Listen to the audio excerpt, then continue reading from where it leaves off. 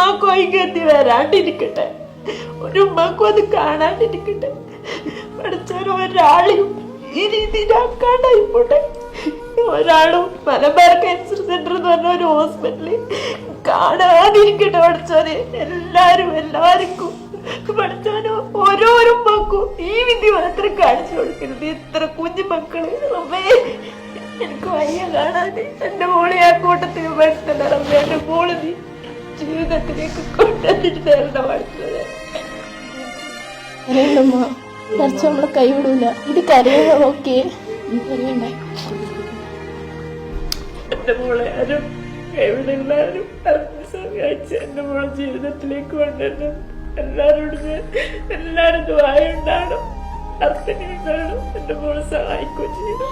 ഇതെന്താന്നും ഒരു അറിയാത്ത എന്റെ പൊന്നു മോള് ജീവിതത്തിലേക്ക് നിങ്ങൾ എല്ലാരും എന്റെ മോളെ എത്തിച്ചേരണം. ഇവര് പറഞ്ഞ വാക്ക് കേട്ടോ പ്രിയപ്പെട്ടവരെ, ഞങ്ങളുടെ കുടുംബത്തിന്റെ വിളക്കാണ് ഫിദ. ആ കുടുംബത്തിന്റെ വിളക്കിനെ നിങ്ങൾ എല്ലാവരും സഹായിക്കണേ. വീടിന്റെ അവസ്ഥ ഇതാണ്.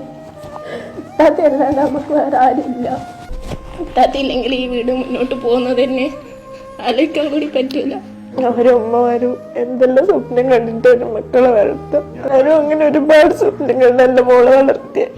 എന്റെ മോളെ കഷ്ടപ്പെട്ട് ഇത്ര വരെ പഠിപ്പിച്ച് ഒരു ജോലി എന്നതിന്റെ ഉദ്ദേശത്തില് എന്റെ മോളെ ഈ മാസം ജോലിക്ക് കയറുന്ന മോളെ മോളെ അവസ്ഥ എല്ലാരും ഒന്ന് കാണണം.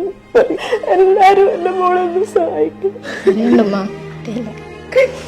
വരൂല. ഈ ഉമ്മ പറയുന്ന വാക്കെന്താണെന്നറിയുമോ?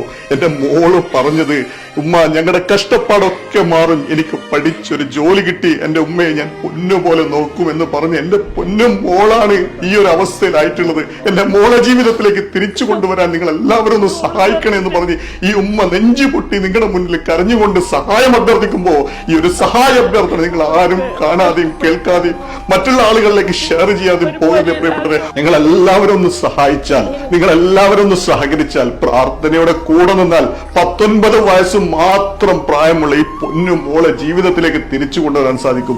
ഈ വീഡിയോ കാണുന്ന, എന്റെ ശബ്ദം കേൾക്കുന്ന ലോകമെമ്പാടുമുള്ള മലയാളി സൗഹൃദങ്ങളെ നിങ്ങളാൽ കഴിയുന്ന രീതിയിലുള്ള സഹായങ്ങൾ ചെയ്ത് ഈ പൊന്നു മോളെ ജീവിതത്തിലേക്ക് തിരിച്ചു കൊണ്ടുവരാനുള്ള ഒരു സാഹചര്യം ഒരുക്കി തരണമെന്ന് പടച്ചവനെ മുൻനിർത്തി ഞാൻ നിങ്ങളോടൊക്കെ അഭ്യർത്ഥിക്കുകയാണ്. നമ്മളെ കുടുംബത്തിന്റെ വിളക്കാണ് എന്റെ രീതി. എല്ലാരും കൂടി ഒന്ന്